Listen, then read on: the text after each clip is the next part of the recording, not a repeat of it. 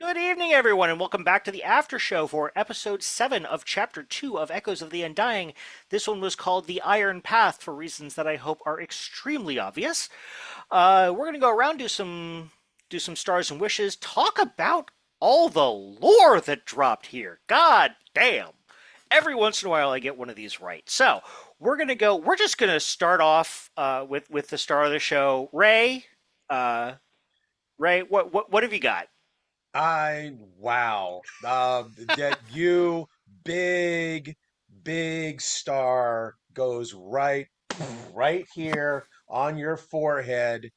Um, so it's kind of like the equivalent of you write some music and then you get to hear somebody play it.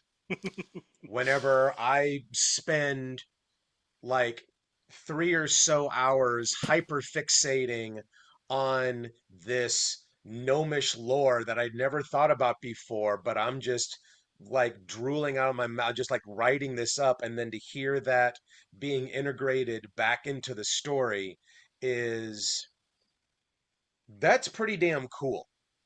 And so I am very grateful. I am very appreciative. This is, and I just hope to do it justice in game. Um, that and I want that voice tool. I want it. I'm going to use it whenever I do my little one shot thingy. You have to send it to Yeah. me. It's called Clownfish. It's freeware. It's not the most user-friendly thing on the market, but it's free. Yeah. Um, and I will, yeah, so it lets you do an effect mixer and combine multiple effects. The ones that I used for the recording of Tacoma were old radio, helium pitch, and clone. Nice. It's like that just sounds too cool. Yeah, that was absolutely awesome.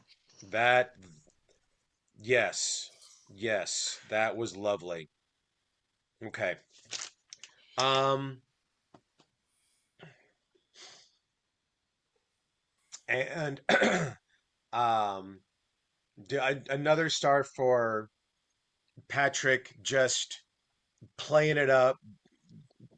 So Patrick is kind of like a little bit like the crash of this particular adventure because like, no, I'm gonna do this other thing. It's like, what? Yeah, yeah, yeah, you are, aren't you? That is gonna work, isn't it? Well, okay.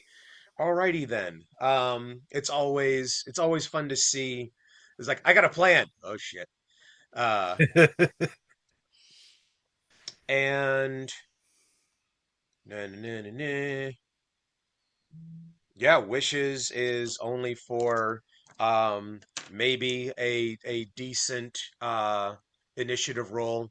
Um, and like not freezing up when it's time to do the thing. Yep.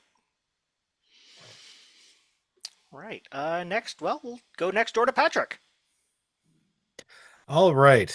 Ooh, stars is going to be kind of tough this time.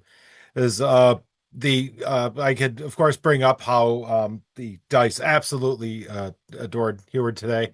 That was just touching.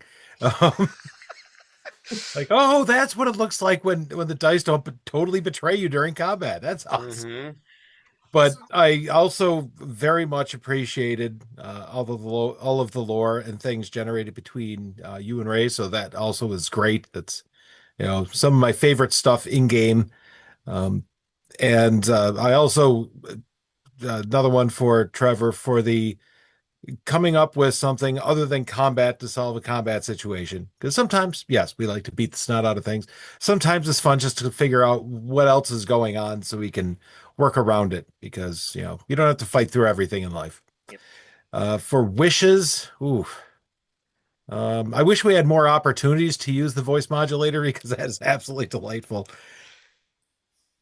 We Okay. we need to see more of that. Yep. Yes. You are going into a steampunk city. This can happen. anyone who's played Pathfinder, you're going into Alkenstar, basically. So,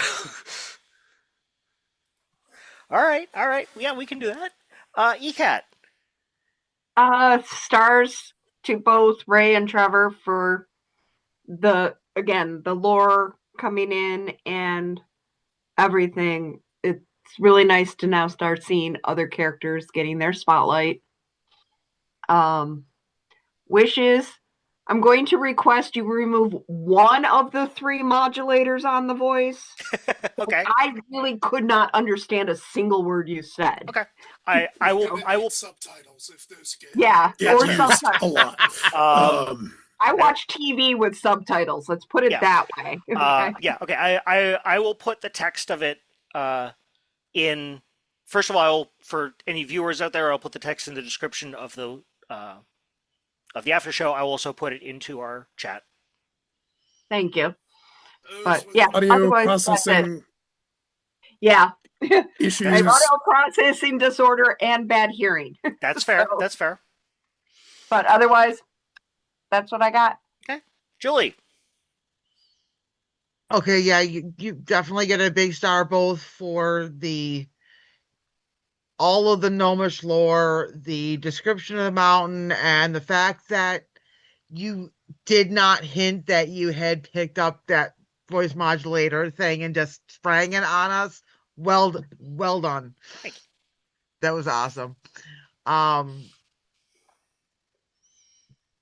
I loved how,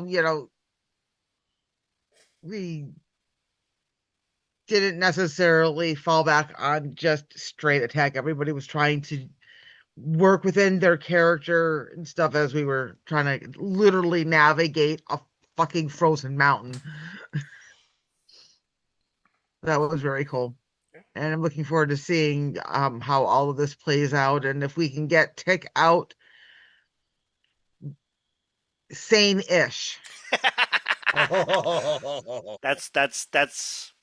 That tracks, yeah. Ish. Yeah. All right. Assume that he's sane now. Right, like ish. As I said, Ish. sane-ish. Ish. All right, Matt. Me. You. I'm going to sound a little bit like a broken record here. Definitely stars to Trevor and Ray for the, collaborative world building and the spotlight on Takedo's story there. I loved it that there were different challenges that weren't just combat, and the fact that there was a way around the harpies that didn't just involve like, let's murder some bird women, and the fact that we engaged with that instead of going murder hobo. I think Julie clued into that pretty early on, so definitely stars to that. As Patrick mentioned, stars to the dice tonight, because this was the exact opposite of the wolf fight, if anybody remember that, where Oh yeah. this duck got Pekinged pretty badly. And wishes, I am going to go there.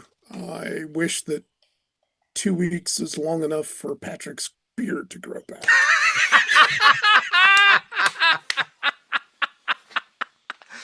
We will see. It's I can wear a scarf next time too, if that will help. Fake mustache, I don't know. Right. Yeah. Bring back the COVID face mask. There you go.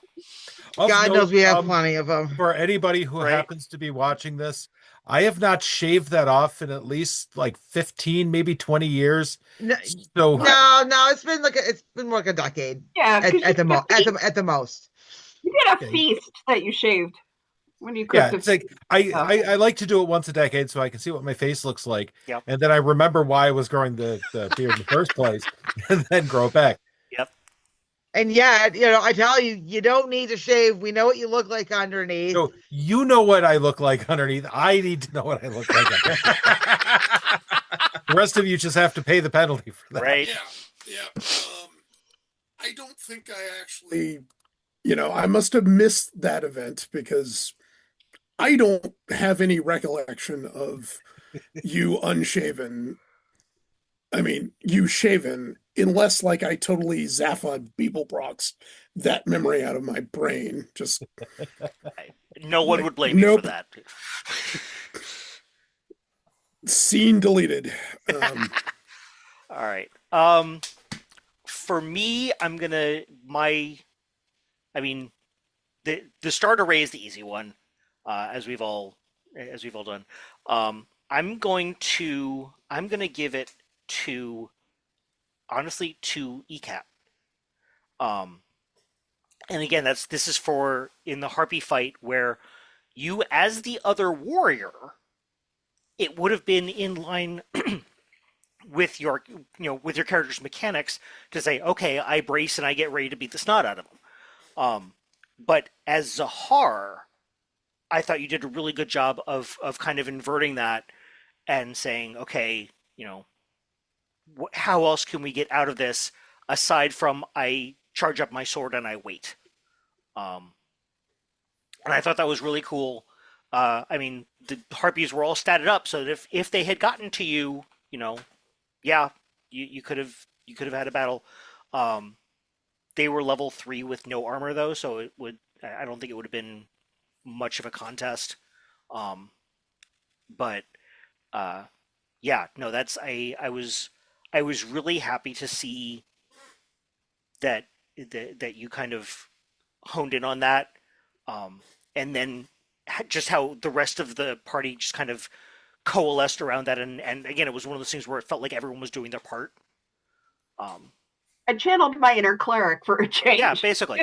Um, yeah, and it was it wasn't necessarily just the roles that you normally do, but it was a really nice scene of again of the party working together outside of their normal necessarily of their normal strengths, which was really cool.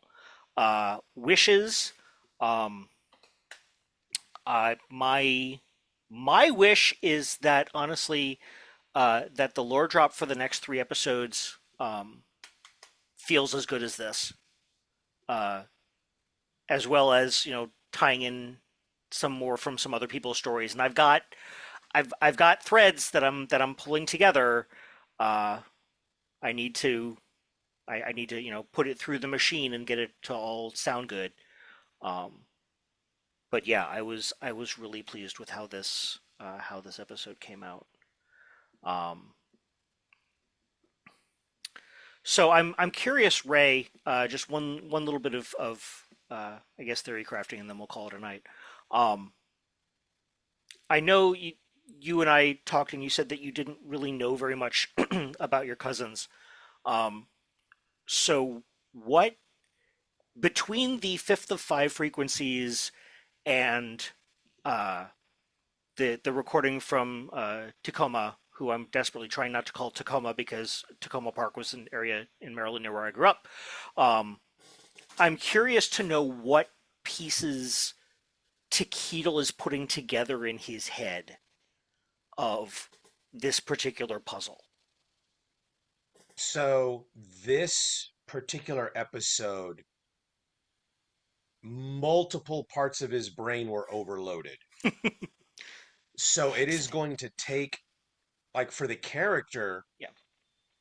it's too much right now. There's just there is activation. There's like, so normally if you think of like just the prefrontal cortex with all of the gadgets and the this and his skills and everything, like you've lit up the Yeah. basement, the side closet, and that one corner in the attic that nobody has been to for the last 22 years. Like there are these lights on in these parts of his psyche and his memory that he's not used to even being aware of, let alone what to do with the information. Love it. And because all of this is resonating, like it is meaningfully resonating with him. On the one hand, there's the song, which is kind of this psychological identification. Now they're words that are targeting him. and it's a connection, but again, it's a connection, but it's detached. There's no other context other than, the drums, da Yeah. da da dum. Then there's Quendyl, which is a connection of an adversary that's putting pieces of that puzzle together and giving it a face. And now it's something he can touch. So there is at least, there's a sense of bringing it into being, into actual, I can do something with this rather than this haunting my dreams or, this psychological warfare. But hearing who he doesn't know is his cousin, that's that goes doesn't go deeper than the song, it goes further back, like internally. There's this, it's that familial, it's that Yeah. lineage, is that sense of being gnomish, and the line from Ur'Tiik. And he hasn't spent much time and not really thinking about it beyond the stories that he heard from his father. But that ember is glowing now. Okay. And Love it. so there's a familial, not only the race of the gnomes, but now specifically, like, it's going to settle in initially as family, blood. Like one of, not just like Quendyl is, yeah, gnome, but she's a Yeah. bitch. Like, this is one of mine. Yeah. And he hasn't had that, not since his dad. Yep. Yeah, and that was part of why I specifically put his lineage in that recording, is because I wanted, because like I said, we talked about it and I knew that that Tequila didn't really know much about the other members of his family, so I wanted that link Yeah, in no, there for him. beautiful. Well placed. That's just really cool. Anyone have anything else? No? Okay. Then I guess we will call it here for the evening. Once again, to anyone out there who may be watching this, who is not the six of us, um, if you like what you're doing, if you like what we're doing, bring a friend along with you next time. All right, that's better than any amount of likes or subscribes or whatever's, because this is why we do this. But in the meantime, for Matt, Julie, Ray, Patrick, and ECAT, once again, I am Trevor, the Vitruvian Meeple. Good night, everyone.